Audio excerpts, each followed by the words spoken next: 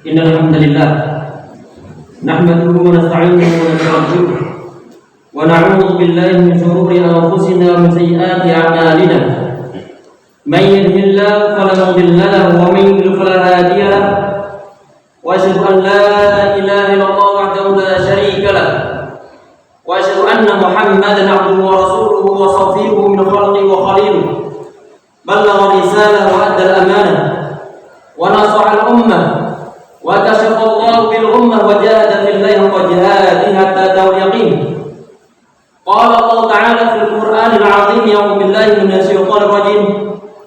Ya ayyuhalladzina amanu taqullaha haqqa tuqatih wa la tamutunna illa wa antum muslimun. Ya ayyuhan nasu taqu rabbakumul ladzi khalaqakum min nafsin wahidah وخلق منها زوجها وبث منهما رجالا كثيرا ونساء واتقوا الله الذي تساءلون به والأرحام إن الله كان عليكم رقيبا. يا أيها الذين آمنوا اتقوا الله وقولوا قولا سديدا يصلح لكم أعمالكم ويغفر لكم ذنوبكم ومن يطع الله ورسوله فقد فاز فوزا عظيما. ثم أما بعد، Ma'asyiral muslimin wa zumratal mu'minin rahimakumullah. Allah Subhanahu wa ta'ala menakdirkan umat manusia dengan berbagai macam bentuknya. Menakdirkan umat manusia dengan berbagai macam tingkat kehidupan perekonomian mereka. Ada sebagian di antara umat manusia dengan mudahnya mereka mendapatkan suatu pemasukan setiap harinya. Dengan mudahnya mereka mendapatkan uang walaupun sekedar tanda tangan biasa saja. Tetapi sebagai umat manusia yang sampai usia tertentu, dia telah mengajukan lamaran pekerjaan di sebuah perusahaan ataupun di sebuah instansi. Tetapi qadar Allah wa masyafa'al, lamaran pekerjaannya tertolak. Sedangkan dia sudah terlanjur menikah dan dia sudah memiliki seorang anak atau beberapa anak. Mau tidak mau, dia mencari suatu hutang atau pinjaman kepada orang lain untuk menghidupi keluarganya dalam masa tertentu. Kalau hutang ataupun pinjam kepada orang lain adalah dalam rangka untuk memenuhi kebutuhan hidupnya, karena memang dia belum memiliki suatu penghasilan, maka ini adalah suatu hal yang wajar, suatu hal yang lumrah, karena tidak semua orang ditentukan ditakdirkan oleh Allah Subhanahu wa ta'ala memiliki suatu kekayaan sehingga dia perlu untuk suatu pinjaman guna menghidupi keluarganya. Nggak ada masalah, tetapi hutang tersebut akan menjadi suatu permasalahan yang sangat rumit, permasalahan yang kadang-kadang berbuntut kepada suatu tindakan kejahatan. Adalah kalau hutang tersebut dijadikan sebagai suatu solusi untuk memenuhi gengsi seseorang, untuk dianggap bahwa dia adalah orang yang terpandang di masyarakatnya, sehingga dia berhutang. Ataupun sebagian orang saat melihat tangga sebelahnya dia beli motor, beli mobil. Sebagian di antara umat manusia panas. Saya harus beli mobil, saya harus beli motor. Dia mencari suatu pinjaman dengan sistem kredit yang semacam ini, ya ikhwah. Kalau dibiasakan, maka yang terjadi adalah menjadi beban hidupnya. Belum lagi kalau misalnya dia pinjamannya itu adalah minjem ke sebuah bank untuk membayar hutang pokoknya berat, apalagi ditambah dengan adanya bunga. Ini yang perlu untuk kita ingatkan untuk diri anak pribadi dan juga untuk antum semuanya. Hutang dalam agama Islam bukanlah sesuatu yang simpel, bukanlah sesuatu yang sepele, sesuatu yang sangat besar dalam agama Islam. Sehingga Nabi Muhammad SAW dalam sebuah hadis sahih, beliau mengatakan, "Man faraqa ar-ruhul yu'til jasada wa huwa bari'un min salat dakhala jannah. Barang siapa yang rohnya telah terpisah dari jasadnya sedangkan dia terbebas dari 3 hal ini, niscaya dia masuk surga. Dakhala jannah, kata Rasulullah SAW. Yang pertama adalah al-kibr. Yang pertama adalah al-kibr ataupun sifat sombong, takabur yang ada dalam diri seorang, merasa bahwa dia adalah orang yang paling baik, merasa bahwa dia sedekahnya adalah yang paling banyak, merasa bahwa ibadahnya adalah ibadah yang paling banyak. Orang-orang yang semacam ini, kalau seandainya dia meninggal, tidak akan masuk surga, karena merasa takabur, merasa hebat daripada orang-orang lain. Kemudian yang kedua adalah ad-dain. Yang kedua adalah hutang piutang. Nanti insya Allah dibahas khusus. Yang ketiga adalah al-ghul, yaitu tindakan korupsi yang dilaksanakan oleh orang-orang tertentu ataupun oknum pejabat tertentu yang dalam hatinya hanya ada urusan duit saja. Kemudian ditambah dengan permintaan istrinya yang menuntut yang tidak di luar kemampuan suaminya, sehingga mau tidak mau suaminya kemudian dia korupsi. Orang-orang semacam ini, dia tidak akan dimasukkan dalam surganya Allah Subhanahu wa Ta'ala. Sampai kapan? Sampai dia membalikan hasil korupsinya kepada orang yang berhak, kepada rakyat yang berhak. Itu di satu sisi ekosistemnya. Ada suatu hadis yang sangat keras menyangkut masalah hutang piutang. Nabi Muhammad SAW dalam sebuah hadis sahih, beliau mengatakan, "Lau anna rajulan qutila fi sabilillah," kata Muhammad, "walladhi nafsu Muhammadin biyadihi, lau anna rajulan qutila fi sabilillah." Demi Muhammad yang jiwanya berada dalam genggaman, ataupun demi zat ataupun Tuhan yang jiwa Muhammad berada dalam genggaman tangannya. Kalau seandainya ada orang, lau anna rajulan qutila fi sabilillah, ada seorang yang dibunuh di jalannya Allah Subhanahu wa Ta'ala, artinya orang ini dia mati syahid, berperang melawan orang-orang kafir di medan perang. Summa asya, kemudian dia hidup. Summa qutila, kemudian dia terbunuh lagi di medan perangan. Summa asya, kemudian dia dihidupkan lagi oleh Allah Subhanahu wa Ta'ala. Wa alaihi dain, sedangkan orang tersebut punya suatu hutang. Ma tudkhilal jannah, orang tersebut tidak akan dimasukkan ke dalam surganya Allah Subhanahu wa Ta'ala. Padahal pahala bagi orang yang mati syahid itu adalah pahala surga. Perbuatan orang-orang ataupun suatu amalan, termasuk afdhalul a'mal indallah, termasuk amal perbuatan yang paling mulia di sisi Allah Subhanahu wa Ta'ala, itu adalah jihad fi sabilillah, berjihad di jalannya Allah Subhanahu wa Ta'ala melawan orang-orang kafir dalam medan perangan. Ada orang yang terbunuh sampai 2 kali misalnya, dia tidak akan dimasukkan dalam surganya Allah Subhanahu wa Ta'ala kalau dia itu punya hutang. Wa alaihi dain, sampai kapan dia akan dimasuk dalam surganya Allah Subhanahu wa Ta'ala? Sampai kapan dia ini? Adalah hatta yang dia daina, sampai dia membayar hutangnya. Cuman masalahnya ya ikhwan, sebagian di antara kita di saat kita itu lagi berhutang kepada orang lain, kita itu main rahasia-rahasiaan dengan istri kita, tidak mau terus terang kepada ahli warisnya, sehingga yang terjadi di saat dia meninggal, ahli warisnya nggak ada yang tahu. Tahu-tahu kemudian ada orang datang membawa suatu kwitansi tanda tangan dari orang yang meninggal tersebut. Ahli warisnya bingung. Di samping itu ya ikhwas sekalian, kalau seandainya ahli warisnya kemudian dia mau untuk membayar, terbebas orang ini dari tanggungan hutang.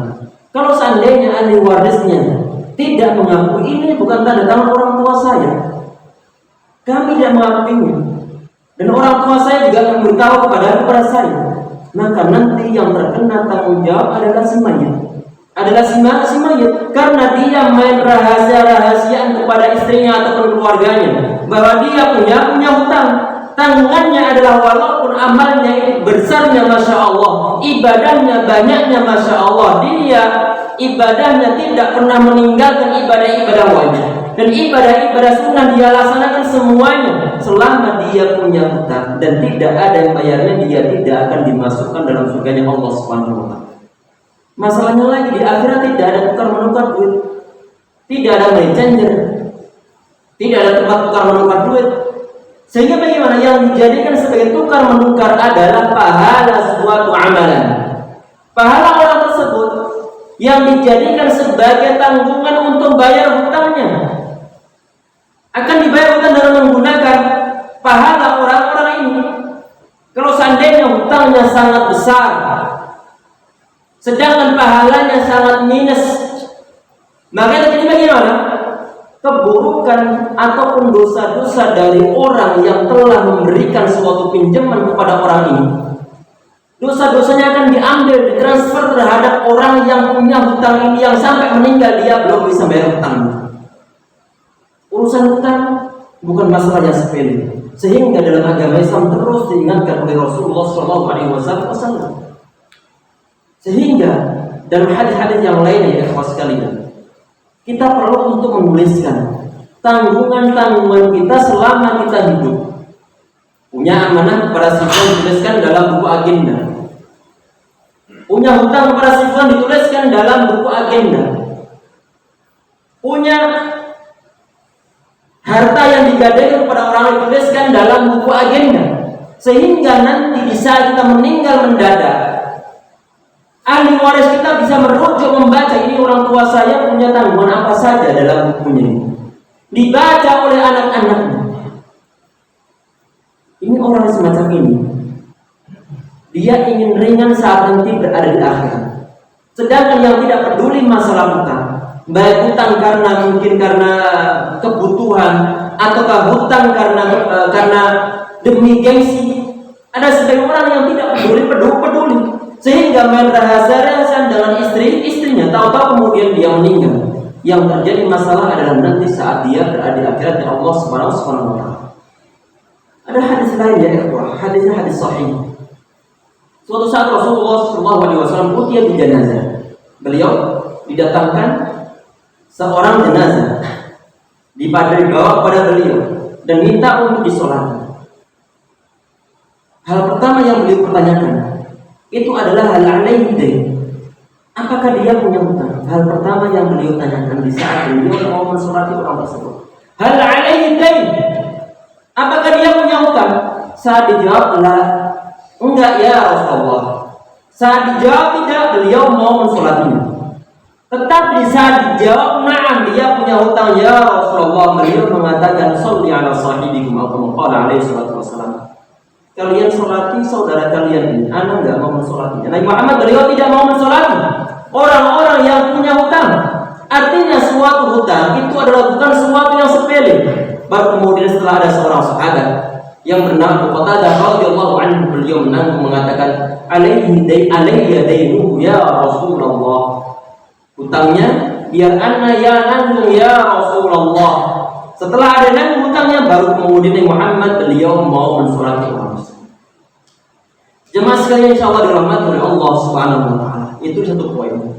Untuk poin yang berikutnya adalah kalau seandainya posisi kita dalam keadaan kecukupan, tidak ada khawatiran besok makan apa, hari ini makan apa, tidak ada khawatir sama sekali, karena di tabungannya sangat banyak. Kalau seandainya ada sebagian dari saudara kita, tetangga kita, kenalan kita datang kepada antum untuk mencari suatu pinjaman hutang atau pinjaman uang, antum melihat si fulan ini dia kehidupannya kurang-kurang, kemudian antum mudah untuk memberikan suatu pinjaman kepada orang ini tanpa ada hutang, tanpa ada bunga. Kalau bunga haram atau riba hukumnya haram. Apakah ada fadilah ataupun keutamaan bagi orang-orang yang ringan untuk memberikan suatu pinjaman kepada orang-orang yang memerlukan? Ada suatu hadis yang sahih. Wallahu fi 'auni al-'abdi ma kana al-'abdu fi 'auni akhihi. Pertolongan Allah Subhanahu wa taala itu akan berada dalam diri seorang hamba selama hamba tersebut menolong saudaranya. Ada si A, dia orang kaya, orang berduit. Ada orang lain yang mencari pinjaman uang, kemudian si A mudah untuk memberikan suatu pinjaman. Maka orang ini yang mudah untuk membantu orang lain akan ditolong oleh Allah Subhanahu wa taala. urusannya semakin dilancarkan oleh Allah, bisnisnya semakin berhasil, anak-anaknya menjadi anak-anak yang soleh, kehidupannya dimudahkan oleh Allah Subhanahu wa taala, dia dekat dengan Allah Subhanahu wa taala. Mungkin di antara sebab adalah orang tersebut dia mudah ataupun ringan tangan untuk berbagi ataupun untuk memberikan suatu pinjaman kepada orang lain. Ada hadis yang berikutnya ya ikhwan, Nabi Muhammad beliau bersabda dalam sebuah hadis yang sahih, man manaha manihata warikin. Barang siapa yang memberikan suatu pinjaman, warik itu bisa diartikan dinar ataupun dirham ataupun zaman kita saat ini adalah suatu mata uang. Wa manaha manihata labanin, ataupun ngasih pinjaman berupa seekor kambing yang akan diperah kemudian susunya diminum kemudian dikembalikan lagi kepada pemilik kambingnya pada zaman dahulu. Ataupun orang yang ngasih hadiah, ngasih pemberian kepada seorang musafir, pahalanya apa? Pahalanya adalah bahwa kaidah raqabat atau qala alaihi salatu wasallam. Maka pahalanya adalah sebagaimana memerdekakan seorang budak. Pahala bagi orang yang memerdekakan seorang budak itu adalah semua anggota tubuhnya dimerdekakan dari api neraka. Kurang bagaimana dalam agama Islam membuka celah sebesar-besarnya untuk saling tolong-menolong kepada sama umat manusia. Karena umat manusia tidak semua dijadikan oleh Allah Subhanahu wa taala dengan satu level dari segi perekonomian keluarganya. Sehingga kalau ada orang dia mudah untuk memberikan suatu pinjaman kepada orang lain, Allah Subhanahu wa taala memberikan suatu balasan yang sebegitu besarnya, dibebaskan dari api neraka. Kemudian kalau seandainya posisi kita adalah posisi sebagai orang yang mencari suatu pinjaman, suatu saat uang kita ada untuk membayar pinjaman kita. Kita punya hutang 2 juta, sedangkan uang kita di rumah misalnya punya uang sampai 8 juta. Artinya dimungkinkan bagi kita untuk membayar hutang tersebut. Tetapi kalau seandainya kita nunda-nunda pembayaran, sehingga orang yang menghutang tersebut sering datang ke kita, ataupun telepon kita, ataupun SMS kita belum mau untuk membayarnya padahal ada uang di rumah. Sedangkan yang ngasih pinjaman kepada kita sebelumnya itu dia benar-benar memerlukan, katanya untuk biaya anaknya sekolah ataupun untuk kebutuhan yang lainnya. Kalau sikap kita sebagai orang yang berhutang dengan model begitu, maka kita telah melaksanakan suatu kezaliman. Kata Rasulullah SAW, "Madul ghaniyyi dzulmun." Penundaan bayar hutang bagi orang yang bisa bayar hutang atau bagi orang yang kaya ini, maka itu adalah suatu kezaliman. Suatu kezaliman pada hari kiamat adalah dzulmu dzulumatul yaumal qiyamah. Jadi suatu kezaliman itu adalah kegelapan pada nanti hari kiamat, membuat kita berat. Selama kita bisa ataupun mampu segera bayar hutang, segerakan bayar hutangnya. Jangan ditunda-tunda lagi, karena hutang itu menjadi suatu beban hidup berat, menjadi suatu tekanan hidup.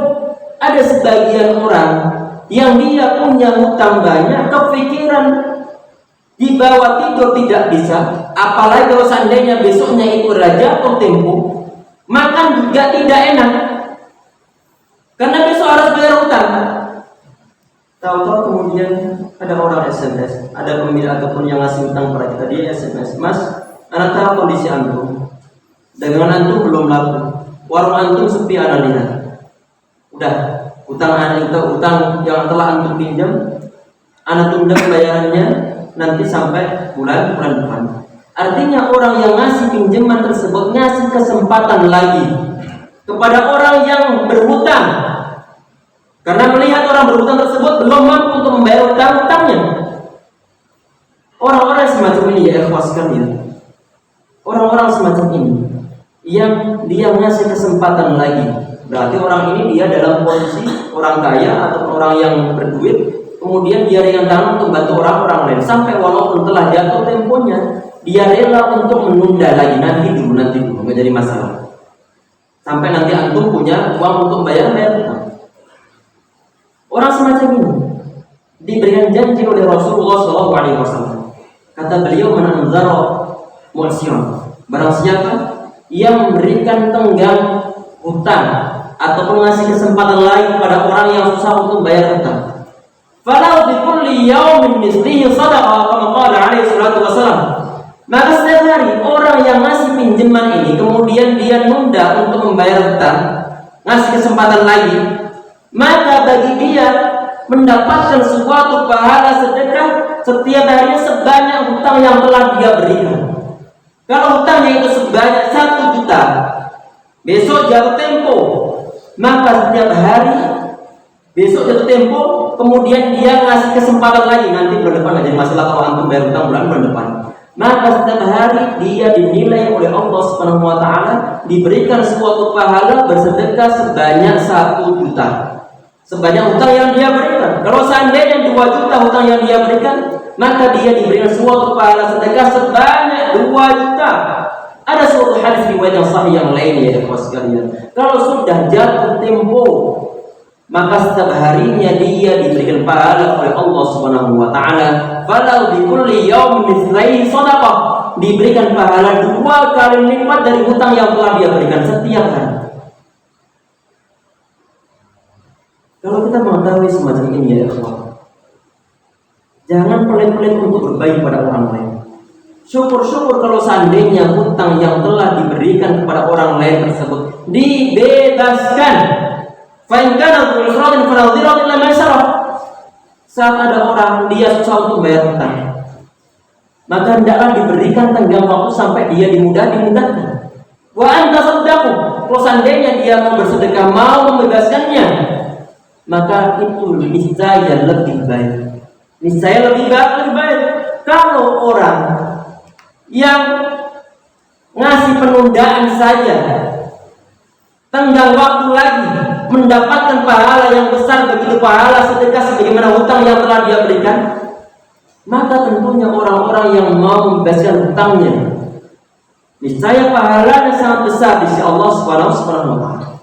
Poin yang terakhir ya ikhwan sekalian, kalau seandainya saat ini sebagian di antara kita ada yang mungkin dia terlilit hutang, atau pekerjaan belum ada, atau lamaran pekerjaan belum juga diterima, ataupun sudah terlanjur dia banyak hutang, maka bagaimana? Ada hadis yang sahih ya ikhwan, Muhammad SAW beliau mengajarkan satu doa kepada Ali radhiyallahu anhu, suatu doa yang sangat masyhur. Muhammad beliau mengajarkan, Allahumma qfini bihalalika al-haramik wa aghnini bifadlika amman siwa. Allahumma qfini, ya Allah, mohon Engkau berikan kecukupan kepada diriku ya Allah. Allahumma qfini bihalalika, kecukupan rezeki-rezeki yang halal ya Allah, sehingga aku tidak perlu lagi untuk mencari yang haram. Dan mohon Engkau berikan kekayaan kepada diriku ya Allah, sehingga aku tidak perlu lagi bantuan dari orang lain. Allahumma qfini bihalalika al-haramik wa aghnini bifadlika amman siwa. Ini adalah hadis sahih, dan doa tersebut silakan untuk dibaca, khususnya bagi kita ataupun di antara kita yang memiliki ataupun terlilit suatu hutang. Semoga urusan kita dimudahkan semuanya oleh Allah Subhanahu wa taala. Kalau seandainya ada sebagian jamaah ataupun hadirun yang sampai saat ini belum memiliki suatu pekerjaan, terus berusaha, terus bersabar, semoga Allah Subhanahu wa taala memudahkan urusan kita semuanya insyaallah. Amin ya rabbal alamin. Barakallahu li wa lakum fil Qur'anil azim wa nafa'ani wa iyyakum bima fihi min al-ayati wa dzikri hakim wa taqabbal minni wa minkum tilawatan innahu huwal ghafurur rahim. Alhamdulillahi ala ihsani wa syukru lahu ala taufiqi wa binani wa asyhadu an la ilaha illallah wahdahu la syarika lah da'i subhanahu. Allahumma shalli ala Muhammad wa ala Muhammad kama shallaita ala Ibrahim wa ala ali Ibrahim fil alamin innaka Hamidum Majid. Allahumma shalli ala Muhammad wa ala Muhammad kama shallaita ala Ibrahim wa ala ali Ibrahim fil alamin innaka Hamidum Majid. Ikhwah, pada yang kedua kita gunakan untuk berdoa kepada Allah Subhanahu wa taala. Semoga Allah memudahkan segala urusan kita. Semoga Allah Subhanahu wa taala memudahkan pembayaran hutang yang mungkin sebagian di antara kita memilikinya. Amin ya rabbal alamin. Semoga Allah Subhanahu wa taala memberikan solusi dari permasalahan yang kita hadapi baik dalam keluarga, dalam bertangga ataupun dalam bermasyarakat pada umumnya insyaallah ya rabbal alamin. اللهم اغفر للمسلمين والمسلمات والمؤمنين والمؤمنات الأحياء منهم والأموات إنك سميع قريب مجيب دعوات يا قاضي الحاجات. اللهم إنا نسألك الهدى والتقى والعفاف والغنى. اللهم يا مصرف القلوب صرف قلوبنا على طاعتك. اللهم يا مقلب القلوب ثبت قلوبنا على دينك. اللهم اجعل القرآن العظيم ربيع قلوبنا ونور صدورنا وجلاء أحزاننا. اللهم علمنا منه ما جهلنا وذكرنا مما نسينا وارزقنا تلاوته على الوجه الذي يرضيك عنا يا أكرم الأكرمين. اللهم لا تجعل في مقامنا هذا ذنبا إلا غفرته ولا هما إلا فرجته ولا دينا إلا قضيته ولا حاجة من حوائج الدنيا هي لك رضا ولا فيها صلاح إلا أنت لنا قضايا يا أرحم الراحمين.